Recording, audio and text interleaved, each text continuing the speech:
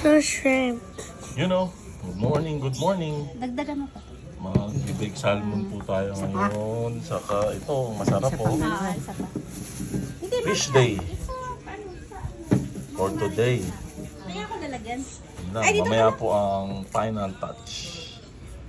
Ayun pala natin. You know, lagyan na po natin ng lemon, salt and pepper. Tapos ito po ang kanyang sauce mamaya. Yun lang po, nangungulit na ang bata. You know, nakakasalang na rin po ang ating bangus. Ito yung gagawin natin bangus steak. Medyo, ano tayo muna ngayon? Walang, no meat.